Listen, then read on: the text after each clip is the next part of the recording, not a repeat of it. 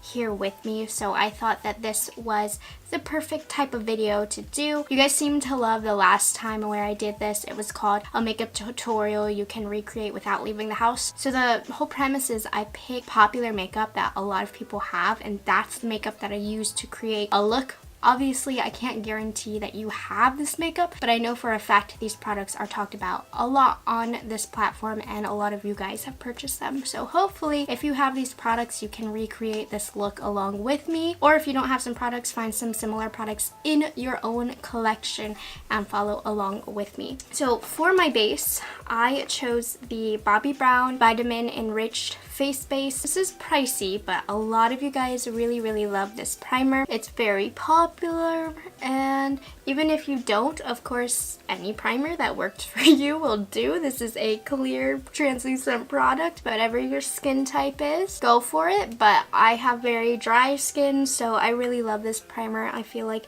it really gets into my skin. A headband here to keep the hair out of my face. For foundation, I chose to use the Maybelline Fit Me. I have the matte and poreless, and mine is in the shade 125 Nude Beige. This was like the drugstore foundation for a long time, and truthfully, it is still a very good foundation, and it's also one of the cheapest foundations at the drugstore as well. So not only is it really affordable, especially on the drugstore spectrum, it's affordable, but it also is a really nice lightweight foundation. So honestly, this specific bottle of foundation I feel like I've had forever. Probably could refresh and buy a new one, but this is actually a really good drugstore foundation. I enjoy it a lot. It reminds me of the Makeup Forever Ultra HD foundation in that it's just kind of the perfect in-between for everything. It's lightweight, it's not super dewy, it's not super matte. I know this is supposed to be like the matte and poreless, but honestly, it's not super matte, but it's just a really good,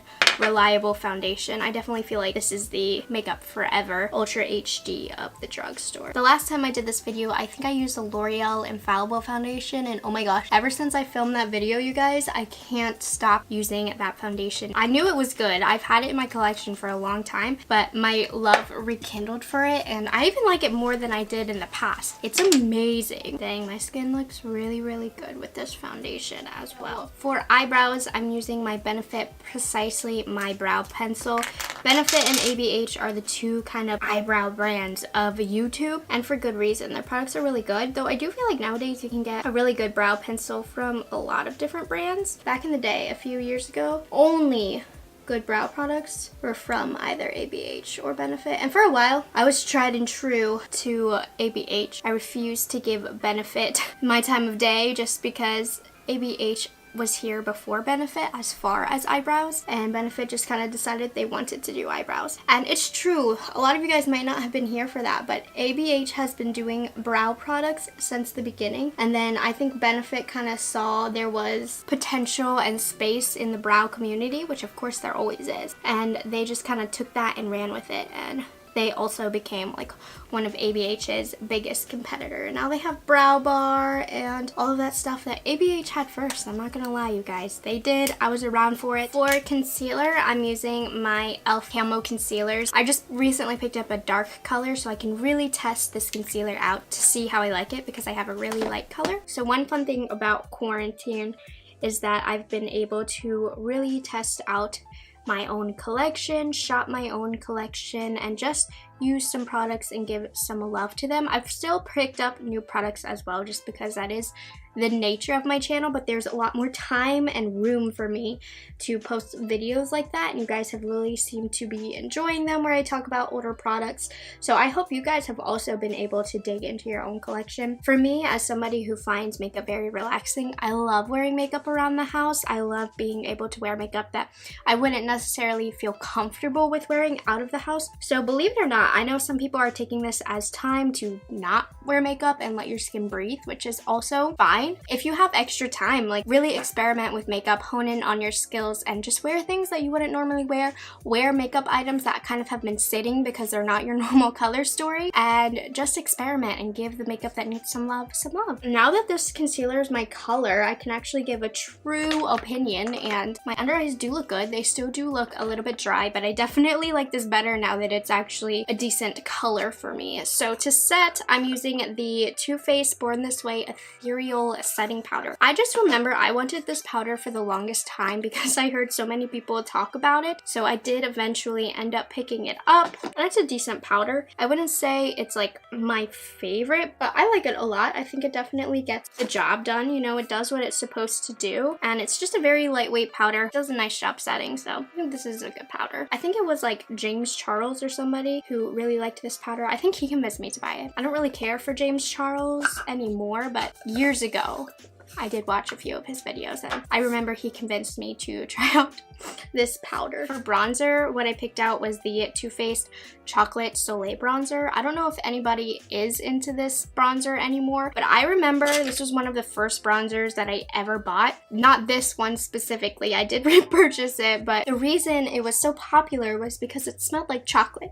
And Too Faced was one of the first brands that became known for like making scented products, so this was a big deal back in the day, and I don't really like this bronzer as much anymore. It's fine, it's doing its job, but this color is actually much darker than I prefer nowadays. It's a little like poopy colored, I don't know. So I don't love it, but it does get the job done. So once I finish this, I will not be repurchasing it, but I do like it.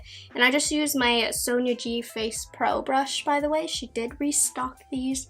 It's amazing for bronzer. Okay, so let's move into the eyes, because the reason why I wanted to film this video was so that I could play with this palette. I'm using the Tati Beauty palette, which of course is very, very popular. I've only used this once, which is embarrassing to admit, but yes, the one time I used this was the one tutorial that I did, or review video that I did. So it's time to dig in, because I want to use it. I don't know why I only use this once. I just get really backed up with a lot of new products. I don't really wear makeup to my job, so most of the time, the only time that I wore makeup was when I actually filmed, and when I film a lot about other products. So I never really got the chance to use this, and that's what also is really great about this quarantine, is I can dip back and use the products that I wish I could have used more. So I'm using, by the way, Too Faced Shadow Insurance, which is another OG of YouTube. Like 10 years ago, everybody was like, you have to use this primer. This one or Urban Decay Primer Potion. I want to do a halo eye. I did a halo eye yesterday. You guys really liked it. I, of course, used different colors. I used the one from the ABH Jackie Aina palette. I'm gonna do kind of the same technique,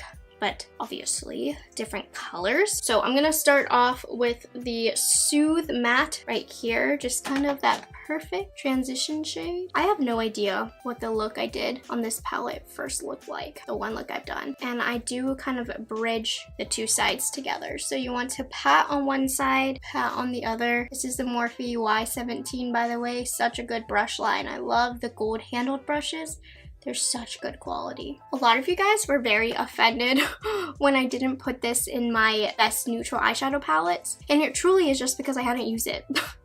So that's why. It's like a bit of a warmer tinge to it than I was expecting. Okay, we're going to dig into, with a bit of a tighter brush, a MAC 217, the Ritual side of Soothe. Going to work this out here, and let's kind of wing it up a little bit. I did have a couple of requests to do that fox eye trend that's going around. I can't do that, you guys. I'm not skilled enough. I mean, I've watched tutorials on it and they are very, very helpful. So I would suggest just looking into other tutorials, but the only tips I would have for you are really the tips that I've seen from other tutorials. I do want to try it though on myself, just to see if I can really get that crazy fox eye. I would definitely have to like conceal the end of my brows to get it to work, but oh my gosh. Bella Hadid, she's so stunning. How are her eyes like that? Truly, they're just so beautiful. While I'm at it, I'm just gonna put those colors down here also. Kind of doing the same technique and still leaving the center. The black in here is supposed to be amazing, so let's try it out. I'm just getting just a touch to really kind of deepen. So I hope all of you guys are doing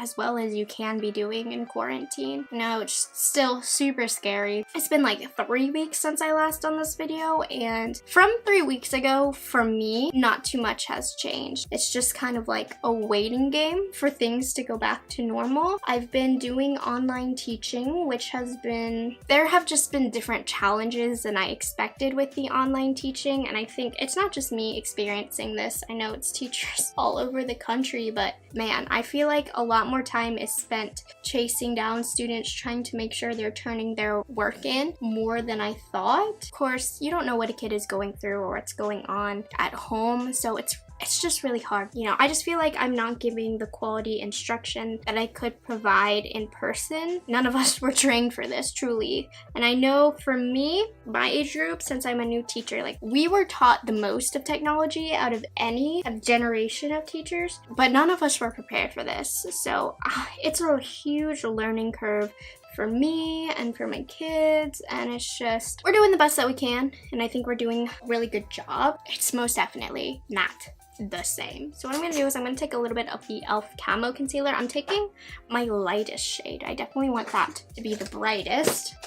I'm going to take my Refer 21 brush, and I'm going to kind of clean up in the middle over here. Nothing too crazy, just really brighten up this area. When you have a little bit of product left over on the tip of my brush, on the tip of your brush, start kind of sketching out a little bit of a halo. I didn't do this in yesterday's look, by the way. I just used my finger to create a blown out look. Today we're gonna do something with a little bit of precision. I'm gonna pat these areas out. So the concealer doesn't have to be perfect, okay? It's just really mostly about the precision up here, and then anything that happens kind of on the lid area, it's okay. So I think we're gonna jump into the orange tones now. So I'm gonna start off with this shade right here from the story. This is Sequin. And this is going to start out here. Ooh, this look could go very bad. Just press that in.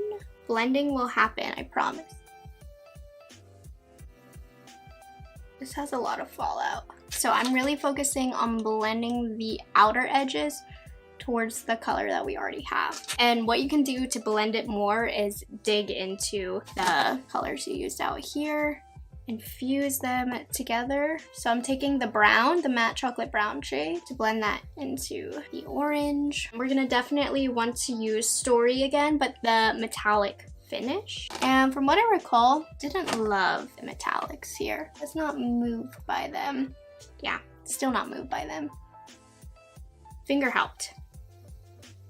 Still not giving me the coverage that I love. I'm gonna take a pointer brush now, and I'm gonna dig back into that orange metallic. We're just gonna trace the top here. So the good thing about these pencil brushes is they're gonna get into the areas that you cannot get into. Okay, I'm gonna clean off this brush and kind of go back and forth with the 3 colors to make everything even and blended. I feel like this is turning out really muddy. I'm getting so much fallout on my face as well. I did not prepare for this. So I did take a little bit of the orange shade and put it really in my outer and inner corner, just kind of filling the lid space, because I feel like it's going to be a little bit more cohesive this way, because I wasn't really liking the harsh dark black brown to orange, and that's really helped. So that looks way better. Still though, the shimmer is kind of making me mad. It's just not looking right. And then I'm gonna take kind of the tip of a shader brush. I'm gonna go into the light brown transition shade, and we're going to kind of recarve out this. And then in the center of the lower lash line, pop the orange shimmer. I feel like these are all neutrals. They kind of should have blended into each other a lot easier. I don't know. You let me know what you think, but I didn't have the easiest experience with this look. I didn't at all. I need to apply some of that Story. Like the shimmer isn't even showing up down here. So I'm popping the matte version of it just to bring some warmth down here as well. I know this would be like a weird combo of colors, but I didn't expect to have such a difficult time blending these into each other. So just food for thought, really. Definitely I'm gonna have to continue to dig into this palette, but that was not the best experience. So let's continue forth. I'm a little disappointed by that. I don't know, it's not my best work, people. It's not. So for blush, I did want to have a nice mix of high-end and drugstore in this video, so I chose my Wet n Wild color icon blushes, and I'm thinking that Keep It Peachy is going to do good here. I know this looks disgusting. It shattered the day that I bought it. I was too stubborn to press it the right way or throw it away, so it looks horrible, but the color's very, very nice. This is the Sonia G Soft Cheek Brush. Love this for softly applying blush. Yeah, this color is perfect, and this color is only $3, so I need to order a fresh one of this so I can get this ugly one out of here. These blushes are so good for the price, it's crazy. So for highlight, I'm using the ABH Nicole Guerrero palette. Not only can you purchase this now because it re-released, but it was super popular back in the day, so I'm excited to bring this out. And I'm gonna use some of Daydream. Actually, that would be perfect for this look. This is the old palette, like from the original release. I heard that the new palette has a bit of a better formula, like there's less glitter, so I'm excited to see about that. I bought it mostly for my makeup kit because I do have some clients that really want a blending highlight, so that's a perfect way for me to also see if it's a newer formula or not. Definitely kind of use that as the excuse, but I will be putting it in my makeup kit. This color is like perfect for that. I loved this highlighter palette. Back in college, I used it every day. Back when super blending highlights were in, I loved this palette. That's the perfect highlight color. I actually want to spray my face down because it's looking a bit dry. I'm going to use the Morphe and Jeffree Star collab. Don't really recommend this. Makes your face feel sticky, but it was the closest thing I had to me. The scent's really strong and artificial too. So for eyeliner, I think I'm going to use this Jeffree Star Unicorn Blood. This is a lip pencil, but it can be used in the waterline as well. So it's just like a dark red. I wouldn't necessarily call this popular, but it's just eyeliner. This does not match what I had intended on doing. I want to leave the upper lash line blank, so I'm gonna go straight into mascara. I'm just using my Benefit roller lash that I'm trying to get rid of. We're just gonna go big with falsies, and we're gonna use Lily Lashes in Miami. These are a very, very popular lash. They're not my favorite lash because they are a bit big. However, I think for this look, I'm down for that today. I wish my M Cosmetics order came in because I bought one of her lip colors in Faded Clementine, and that would have been perfect for today's look. While my lashes are drying, I'm going to be using Kylie Cosmetics Velvet Liquid Lipstick in Commando. Do you remember when it was so hard to get your hands on these guys? I didn't like her liquid lipsticks, but I liked her colors, so I still kind of put up with it. But her velvet liquid lips are good. Okay, let's pop the lashes on.